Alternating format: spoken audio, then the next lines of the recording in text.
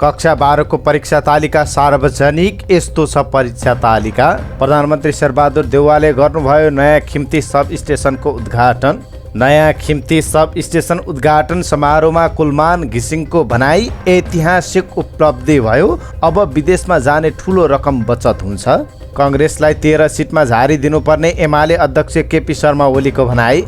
केपी ओलीको बाकसमा 0 मत पर्नुपर्ने झलनाथ खनालको भनाई। हराएका 16औं शताब्दीको तोरण र 18औं शताब्दीको मूर्ति बेलायतद्वारा नेपाललाई हस्तान्तरण। माधव नेपाललाई ओलीको कटाक्ष। हामीले दिएको झुम्के बुलाकी फुकाल्नु पर्दैन। सत्ता गठबन्धन भित्रै मिलेन राजदूतमा भागबण्डा। 4 देशमा माओवादी, एकीकृत समाजवादी र जसपाको दाबी। प्रकाश सपुतको नयाँ गीत पीरको कीर्तिमान 1 हप्तामै करोड भ्युज। चुनावमा भाग लिने विप्लवको प्रस्ताव क्रान्ति विरोधी। फिर्ता नभए पार्टी विभाजन गर्ने नेताहरूको चेतावनी। अर्थमन्त्रीको आश्वासन ब्याङ्कको ब्याज दर नियन्त्रण गर्न पहल थालेको छु। चीनका राष्ट्रपतिले अमेरिकी राष्ट्रपति जो बाइडेनलाई भने ताइवान मुद्दामा त्रुटि भए चीन अमेरिका सम्बन्धमा असर पर्न सक्छ। रुस युक्रेन युद्धले 4 करोड बढी मानिसलाई चरम गरिबीतर्फ धकेल्ने एक अध्ययनको दाबी। राष्ट्र ब्याङ्कले कडाई गरेपछि अटो व्यवसाय ठप्प। गाडी डेलिभरी गर्नै नसक्ने अवस्थामा पुगे व्यवसायी। युक्रेनका राष्ट्रपति भोलोदिमिर जेलेन्स्कीलाई सन् 2022 को नोबेल शान्ति पुरस्कारमा मनोनित गर्न प्रस्ताव। र रुसद्वारा युक्रेनमा हाइपरसोनिक क्षेप्यास्त्र प्रहार। कक्षा 12 को वार्षिक परीक्षाको समय तालिका सार्वजनिक भएको छ। राष्ट्रिय परीक्षा बोर्ड परीक्षा नियन्त्रण कार्यालय भक्तपुरले 2079 जेठ 16 गतेदेखि हुने परीक्षाको समय तालिका सार्वजनिक गरेको हो। आगामी जेठ 16 गतेदेखि बिहान 11 बजेदेखि 2 बजेसम्म सञ्चालन हुने परीक्षा जेठको 15 गते सकिने परीक्षा नियन्त्रण कार्यालयले जनाएको छ। प्रधानमन्त्री शेरबहादुर देउवाले रामेछापको मन्थली नगरपालिका 13 को साँखे फुलासी स्थित नयाँ खिम्ती 220-132 केबी क्षमताको सब स्टेसन आज उद्घाटन गर्नुभएको छ। सब स्टेसन स्वदेशी पुँजीमा निर्माण भएको मुलुककै ठूलो 456 मेगावाटको राष्ट्रिय गौरवको माथिल्लो तामाकोशी जलविद्युत आयोजनाको मुख्य भाग हो। माथिल्लो तामाकोशी आयोजनाले नै निर्माण गरेको सब स्टेसन नेपालमा हालसम्म निर्माण र सञ्चालनमा रहेको ढल्केबर पछिको दोस्रो ठूलो सब स्टेसन हो। तामाकोशी र त्यसका सहायक नदी तथा खोलाबाट उत्पादित विद्युत जोडिने नयाँ खिम्ती सब स्टेसनबाट करिब 1200 मेगावाटसम्म विद्युत प्रवाह गर्न सकिनेछ। माथिल्लो तामाकोशी जलविद्युत आयोजनाबाट उत्पादित विद्युत 47 किलोमिटर लामो 220 केबी डबल सर्किट प्रसारण लाइनबाट नयाँ खिम्ती सब स्टेसनमा जोडिएको छ। माथिल्लो तामाकोशीको अतिरिक्त 60 मेगावाट क्षमताको खिम्ती पहिलो, 52.4 मेगावाट क्षमताको लिखु चौथो र 24.2 मेगावाट क्षमताको लिखु खोला एबाट उत्पादित विद्युत यही सब स्टेसनमा जोडिनेछ। त्यस्तै नयाँ खिम्ती सब स्टेसनमा जोडिएको विद्युत 76 किलोमिटर 220 केबी प्रसारण लाइनबाट धनुषाको ढल्केबर स्थित 400-220-132 केबी सब स्टेसनमा लगिएको छ। ढल्केबरबाट मुलुकभित्र खपतका लागि पूर्व पश्चिम पठाइएको छ भने बढी भएको विद्युत ढल्केबर मुजफ्फरपुर अन्तर्देशीय प्रसारण लाइन मार्फत भारततर्फ निर्यात गरिएको छ। नयाँ खिम्ती सब स्टेसनबाट 46 किलोमिटर लामो 132 केबी प्रसारण लाइनबाट सिन्धुपाल्चोकको लामो साँगो स्थित 132 केबी सब स्टेसन हुँदै काठमाडौँ उपत्यका सहित नेपालको राष्ट्रिय विद्युत प्रणालीमा विद्युत प्रवाह भइरहेको छ। करिब 137 रोपनी क्षेत्रफल रहने सब स्टेसनमा हाल करिब 55 रोपनीमा 220-132 केबी नयाँ खिम्ती सब स्टेसन निर्माण गरिएको हो। नेपाल विद्युत प्राधिकरणका कार्यकारी निर्देशक एवं अप्पर तामाकोशी हाइड्रो पावर लिमिटेडका अध्यक्ष कुलमान घिसिङले अनेकौं कठिनाई बेहोर्दै माथिल्लो तामाकोशीको निर्माण सम्पन्न गरिएको र यसबाट विद्युत र समग्र आर्थिक क्षेत्रको विकासमा ऐतिहासिक उपलब्धि प्राप्त भएको बताउनु भएको छ। घिसिङले यस आयोजनाको सफलताबाट भविष्यमा यस्तै ठूला आयोजना स्वदेशी लगानी र व्यवस्थापनमा निर्माण गर्न सकिने अनुभव, आँट र दक्षता प्राप्त भएको बताउनु भएको छ। दैनिक पिकिङ प्रकारको माथिल्लो तामाकोशीले सुक्खा मौसममा पनि दैनिक कम्तीमा 4 घण्टासम्म पूर्ण क्षमतामा अर्थात् 456 मेगावाट विद्युत उत्पादन गरी नेपालको राष्ट्रिय विद्युत प्रसारण प्रणालीमा ठूलो मद्दत पुर्याइरहेको छ। करिब 2 अर्ब 28 करोड युनिट विद्युत उत्पादन हुने आयोजनाले दोस्रो चरणमा 20 मेगावाटको रोलवालिङ खोला निर्माण गर्नेछ। रोलवालिङ खोलालाई माथिल्लो तामाकोशीमा मिसाएर सुक्खायाममा करिब 22 करोड युनिट र 20 मेगावाटको आयोजनाबाट थप 10 करोड गरी जम्मा 32 करोड युनिट विद्युत ऊर्जा थप हुनेछ। उपभोक्तालाई सस्तोमा बिजुली उत्पादन गराउने उद्देश्यसहित निर्माण भएको माथिल्लो तामाकोशीको प्रति युनिट औसत 4 रुपैयाँ 04 रुपैयाँ 6 पैसा विद्युत खरिद बिक्री दर छ। यसबाट आम उपभोक्ताले सस्तो मूल्यमा बिजुली पाउनका साथै प्राधिकरणको वित्तीय अवस्थामा समेत उल्लेख्य सुधार आउने अपेक्षा गरिएको छ। माथिल्लो तामाकोसी सञ्चालनमा आएपछि हाल बिहान र साँझको पिक आवरमा भारतबाट आयात गरिने विद्युतको परिणाम करिब आधाभन्दा बढी घटेको घिसिङले बताउनुभयो। उहाँले भन्नुभयो, पिक आवरको समयमा भारतबाट आयात गरिने विद्युतको खरिद दर यस हिउँदमा नेपाली रुपियाँ 32 रुपियाँ प्रति युनिटसम्म पुगेको अवस्थामा तामाकोसीको विद्युत खरिद दर यो साल अधिकतम नेपाली रुपियाँ 6 रुपियाँ 96 पैसा मात्र रहेकाले देशको ठूलो धनराशि विदेश जानबाट रोकिएको छ। नेकपा एमालेका अध्यक्ष केपी शर्मा ओलीले सत्ताको नेतृत्व गरिरहेको नेपाली कांग्रेसलाई आगामी चुनावमा 13 सिटमा झारिदिने बताउनु भएको छ। एमाले सम्पर्क समन्वयन कमिटीले शनिबार आयोजना गरेको कार्यकर्ता प्रशिक्षण कार्यक्रममा अध्यक्ष ओलीले 5 वर्ष अघि 23 मा झरिसकेकाले अब 13 सिटमा झारिदिनुपर्ने बताउनु भएको हो। यो गठबन्धन केही होइन, 5 वर्ष अघि बुढो कांग्रेस 13 सिटमा झरेको होइन, उहाँले प्रश्न गर्नुभयो। कार्यकर्तालाई निर्देशन दिँदै उहाँले भन्नुभयो, अब 13 सिटमा झार्नुपर्छ, तपाईहरू त्यसका लागि पर्नुहोस्। कांग्रेसलाई 60 वर्षमाथिका ज्येष्ठ नागरिकले मत नदिने उल्लेख गर्दै उहाँले युवाहरूले झन् भोट हाल्नुपर्ने कारण नभएको जिकिर गर्नुभयो। यस्तै गठबन्धनमा रहेको एकीकृत समाजवादीलाई पार्टी नै नबनेको भन्दै अध्यक्ष ओलीले यही चुनावमै समाप्त हुने टिप्पणी गर्नुभयो। गठबन्धनको अर्को घटक माओवादी केन्द्रलाई यसअघि एमालेले बचाइदिएको दाबी गर्नुभयो। साथै स्थानीय तहको निर्वाचनको सन्दर्भमा अध्यक्ष ओलीले गडबड हुने भन्दै मतपेटीका आफूहरूको आँखै अगाडि राख्नुपर्ने माग गर्नुभयो। लाछाप लगाए पनि कोठाभित्र बसेका बाकसको भर नहुने भन्दै उहाँले त्यसको पहरेदारी गर्न कार्यकर्तालाई निर्देशन दिनुभयो। नेकपा एकीकृत समाजवादीका सम्मानित नेता झलनाथ खनालले आगामी निर्वाचनमा नेकपा एमालेले सजाय पाउनुपर्ने बताउनु भएको छ। एकीकृत समाजवादीको गुल्मी सम्पर्क मञ्चको भेलालाई सम्बोधन गर्दै खनालले एमाले अध्यक्ष केपी शर्मा ओलीले कम्युनिस्ट पार्टीको बहुमत भएको संसद विघटन गरेकाले आगामी निर्वाचनमा एमालेलाई ठूलो सजाय दिनुपर्ने बताउनुभयो। आगामी निर्वाचनमा केपी ओलीले सबैभन्दा ठूलो सजाय पाउनुपर्छ, उनको बाकसमा 0 मत पाउनुपर्छ। उहाँले भन्नुभयो, तब मात्र नेपाली जनताले सही ढङ्गले संविधानको रक्षा गरेको ठहर हुनेछ। कम्युनिस्टहरूको बहुमत रहेको संसदबाट जनमुखी ऐन, कानुन, बजेट र कार्यक्रमहरू ल्याउन सकिने भन्दै खनालले त्यस्तो संसद विघटन गर्नु दक्षिणपन्थी अवसरवाद भएको बताउनुभयो। बेलायतले नेपालबाट हराएका 2वटा कलात्मक सांस्कृतिक सम्पदा हस्तान्तरण गरेको छ।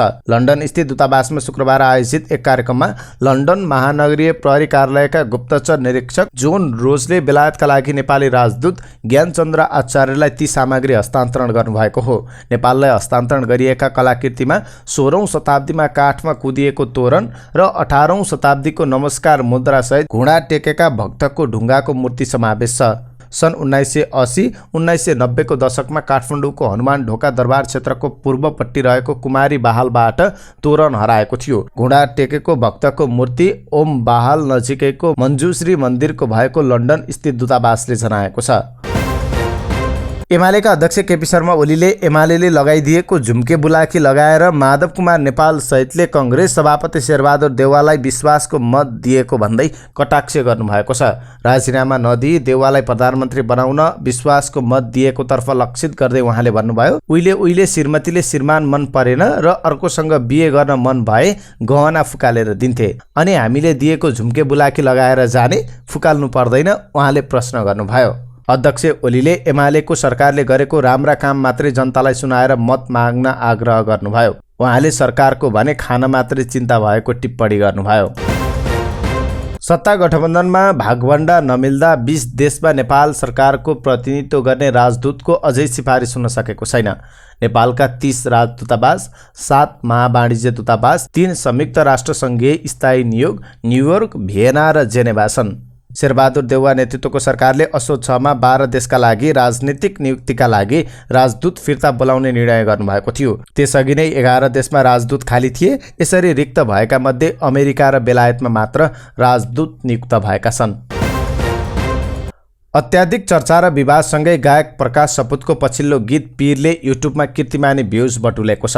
छोटो समयमा 1 करोड पटक हेरिएको नेपाली गीतको रूपमा पीरले कीर्तिमान राखेको हो। गत शुक्रबार मात्रै युट्युबमा अपलोड गरिएको गीत 7 दिनकै अन्तरालमा करोड क्लबमा प्रवेश गरेको छ। यसअघि छोटो करोड क्लबमा पुगेको नेपाली गीतको कीर्तिमान विष्णु माझीले गाएको चरी जेलैको नाममा थियो। उक्त गीतले 12 दिनमा करोड भ्युज कटाएको थियो। तर पीरले अविश्वसनीय रूपमा त्योभन्दा 5 दिन चाँडो यो सफलता हासिल गरेको हो। अपलोड भएको भोलिपल्टै युट्युबको नेपाल ट्रेन्डिङमा शीर्ष स्थान ओगटेको पीर अहिले पनि डगमगाएको छैन। अहिले पनि 1 नम्बर ट्रेन्डिङमा कायम रहेको गीतमा कमेन्टको पनि वर्षा भइरहेको छ। अहिलेसम्म करिब 40,000 कमेन्ट गीतमा आइसकेका छन्। त्यस्तै गीतले 1 हप्तामा 5 लाख भन्दा बढी लाइक पाएको छ। यो पनि आफैमा अभूतपूर्ण रहेको छ। प्रकाश सपुतको रचना, सङ्गीत र स्वर दिएको गीत भिडियोका कारण अत्याधिक चर्चा र विवादमा आएको छ। गीतको भिडियोमा माओवादी जनयुद्धले सिर्जना गरेको दुरावस्थालाई चित्रित गरिएको छ। माओवादी कार्यकर्ताले भने यो गीतलाई विरोध गरेका छन्। दर्शक श्रोताले भने गीत अत्याधिक रुचाएका छन्। टिकटकमा पनि यो गीत भाइरल भइरहेको छ। विप्लव नेतृत्वको नेपाल कम्युनिस्ट पार्टीको जारी केन्द्रीय समिति बैठकमा महासचिव नेत्र विक्रम चन्द विप्लवले पेश गरेको राजनीतिक प्रस्ताव क्रान्ति विरोधी र विभाजनकारी भएको नेताहरूले धारणा राखेका छन्। शुक्रबार बाँडिएको प्रस्तावमा चुनावमा सहभागी हुने भनिएको थियो। उक्त प्रस्ताव अध्ययनको लागि भन्दै शनिबार केन्द्रीय सदस्यहरूलाई बाँडिएको थियो। प्रस्तावमाथि धारणा राख्दै सचिवालय सदस्यहरूले नै प्रस्ताव क्रान्ति विरोधी र विभाजनकारी भएको आरोप लगाउँदै फिर्ता लिन सुझाव दिएका छन्। आजको बैठकमा विप्लवले पेश गरेको प्रस्तावमाथि केन्द्रीय सदस्यहरूले धारणा राख्ने भनिएको थियो। तर बहुसंख्य केन्द्रीय सदस्यहरूले सचिवालय सदस्यहरूकै धारणा आउनुपर्ने माग राखेका थिए। सो मागअनुसार आज सचिवालय सदस्य धर्मेन्द्र बास्तोला, हेमन्त प्रकाश ओली र सन्तोष बुढाले धारणा राखिसकेका छन्। बास्तोला र ओलीले महासचिवको प्रस्ताव क्रान्ति विरोधी भएको बताउँदै फिर्ता लिन आग्रह गरेका छन्। एक केन्द्रीय सदस्यका अनुसार नेता बास्तोलाले महासचिव विप्लवको प्रस्तावमाथि धारणा राख्दै भने महासचिव कमरेडको चुनावमा सहभागी हुने गरी आएको राजनीतिक प्रस्ताव क्रान्ति विरोधी छ, पार्टी विभाजनकारी छ। प्रस्ताव फिर्ता लिएर क्रान्ति र पार्टीको रक्षा गर्नुहोस्। उहाँले चुनावमा सहभागी हुने सोच क्रान्ति विरोधी भएको समेत बताउनुभयो। अर्थमन्त्री जनार्दन शर्माले बैंकको ब्याज दर नियन्त्रणका लागि छलफल थालेको बताउनु भएको छ। बढ्दो ब्याज दर प्रति व्यवसायीले गुनासो गर्न थालेपछि उहाँले उक्त आश्वासन दिनुभएको हो। ललितपुर उद्योग वाणिज्य सङ्घको 55औं स्थापना दिवसको अवसरमा आयोजित कार्यक्रमलाई सम्बोधन गर्दै मन्त्री शर्माले व्यवसायीको माग अनुसार ब्याज दर निर्धारणका लागि पहल थालेको बताउनु भएको छ। बैंकले आफू खुसी ब्याज दर निर्धारण गर्ने प्रचलन छ। अर्थतन्त्रमा असर नपर्ने गरी बैंकको ब्याज दर सीमा निर्धारण भई व्यवसाय अनुकूल हुनुपर्छ भनेर छलफल थालेको छु। उहाँले भन्नुभयो, राष्ट्र बैंकलाई उत्पादनमूलक क्षेत्रको कर्जाको बेस रेट 2% भन्दा बढी राख्न हुँदैन पनि भनेको छु। उहाँले चाँडै बैंक तथा वित्तीय संस्थाका प्रतिनिधिसँग थप छलफल गर्ने पनि बताउनुभयो। उहाँले अन्तर्राष्ट्रिय बजारमा बढेको मूल्य श्रृङ्खलाका आधारमा मुलुकको शोधानन्तर स्थिति चिन्ताजनक अवस्थामा पुगेको बताउँदै बिस्तारै सुधार भइरहेको बताउनुभयो। 47 वस्तुको आयातमा 7% मार्जिन लगाएपछि कुल आयात घट्न थालेको र यसले अर्थतन्त्रमा सुधार आउने मन्त्री शर्माको भनाइ थियो। युक्रेनमा रुसले गरेको आक्रमणमाथि अमेरिकाले रुस विरुद्ध विभिन्न देशबाट समर्थन जुटाउने प्रयास गरिरहेको छ। तर चीनले भने अमेरिकासँग ताइवानको मुद्दाको विषयमा कुरा गर्न थालेको छ। शुक्रबार चिनिया राष्ट्रपति सी जिनपिङ र अमेरिकी राष्ट्रपति जो बाइडेन बीच वार्ता भएको थियो। यस क्रममा चिनिया राष्ट्रपतिले बाइडेनलाई ताइवान मुद्दामा कुनै पनि त्रुटिले चीन अमेरिका सम्बन्धमा नकारात्मक असर पार्न सक्ने चेतावनी दिएका छन्। समाचार एजेन्सी रोइटर्सले चिनिया मिडियालाई उद्धृत गर्दै यो जानकारी दिएको हो। ताइवान आफ्नो प्रान्त हो जुन एक दिन फेरि चीनको हिस्सा बन्नेछ भन्ने चीनको विश्वास छ। चीनले ताइवानलाई बल प्रयोग गरेर फिर्ता ल्याउन सकिने र यो अमेरिकासँगको सम्बन्धको सबैभन्दा संवेदनशील र महत्त्वपूर्ण मुद्दा भएको बताएको छ। बाइडेनसँगको कुराकानीमा जिनपिङले भने अमेरिकाका केही व्यक्तिहरूले ताइवानको स्वतन्त्रताको समर्थक शक्तिहरूलाई गलत सङ्केतहरू पठाइरहेका छन्। यो धेरै खतरनाक छ, यसले धेरै नराम्रो प्रभाव पार्नेछ। यसै क्रममा व्हाइट हाउसले जारी गरेको विज्ञप्तिमा सी जिनपिङसँगको वार्ताका क्रममा बाइडेनले ताइवान सम्बन्धमा अमेरिकाको नीतिमा कुनै परिवर्तन नभएको उल्लेख गरेको छ।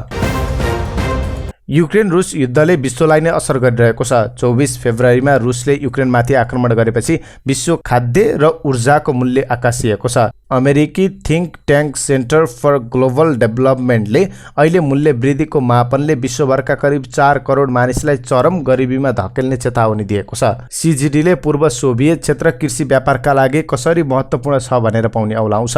रुस र युक्रेनले विश्वको 29% गहुँ उत्पादन गर्छन्। विश्वमा उत्पादित हुने कुल मलको करिब 6 भाग रुस र बेलारुसबाट आउँछ। थिक ट्र्याकले रुस युक्रेन विवादको प्रभाव व्यापक रूपमा विश्वभरका सबैलाई हुने बताएको छ, तर यसको असर गरिब देशहरूमा बढी पर्ने उल्लेख छ। बैंक ऋण र एलसी पतित पत्रमा नगद मार्जिनको व्यवस्थामा कडाई हुँदा अटो व्यवसाय ठप्प जस्तै भएको छ। राष्ट्र बैंकको पछिल्लो नीतिसँगै गाडी खरिद गर्ने ग्राहकले चाहे पनि डेलिभरी गर्न नसकिएको अटो व्यवसायीहरूले बताएका छन्। अटो बजारमा मन्दी आउनुमा सवारी साधन कर्जा अटो लोन नपाउनु मुख्य समस्या रहेको व्यवसायी बताउँछन्। हाल नेपाली सवारी खरिदकर्ता मध्ये 90% अटो लोन लिएर मात्रै गाडी खरिद गर्ने गरेका छन्। नेपालमा बैंक तथा वित्तीय संस्थाको सहयोग अर्थात् हायर पर्चेज कर्जाबाटै गाडी खरिद गरिरहेका हुन्छन्। राष्ट्र बैंकले 50% रकम तिरेर बाँकी ऋणमा गाडी खरिद गर्न सक्ने व्यवस्था गरेको छ। त्यसअनुसार राष्ट्र बैंकले गत पुस मध्यतिर सवारी साधन आयातकर्तालाई एलसी खोल्दा 50% रकम बैंकमा राख्नुपर्ने व्यवस्था गरेको छ। यसले व्यवसायीको लागत बढ्दा गाडीको मूल्य समेत बढ्दै गइरहेको छ। नाटा अटोमोबाइल्स एसोसिएसनका अध्यक्ष ध्रुव थापाले अटो सम्बन्धी सरकारी नीतिले व्यवसाय पुरै ठप्प भएको बताउनु भएको छ। बैंकरले तरलतामा समस्या बढिरहेको भन्दै अटो लोन दिन कडाई गरेको थापाले बताउनुभयो। ग्राहक गाडी खरिद गर्न चाहन्छन्, गाडी बुझ्न सोरुम पनि आउँछन्। अध्यक्ष थापा भन्नुहुन्छ, ग्राहकले बैंक फाइनान्स गरिदिन आग्रह गर्छन्, फाइनान्स नहुँदा गाडी बिक्री गर्न सकिरहेका छैनौँ। पायोनियर मोटो कर्पका डेपुटी जनरल म्यानेजर ज्ञानेन्द्र चन्दले नेपालको अटो बजार खराब स्थितिबाट गुज्रिरहेको बताउनु भएको छ। अधिकांश कमर्सियल बैंकले अटो लोन दिन छाडेका छन्। कारोबार गरिरहने बैंकले केही समय कुर्न आग्रह गरिरहेका छन्। चन्दले थपे, केही बैंकले अटो लोन दिएका छन् जसको ब्याज दर 15% सम्म छ।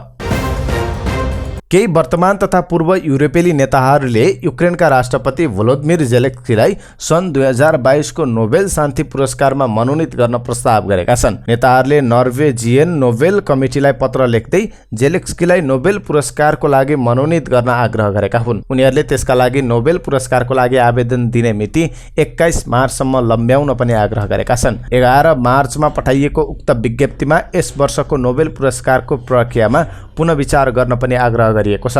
यस वर्षको नोबेल पुरस्कारको घोषणा अक्टोबर 3 देखि 10 मा हुनेछ।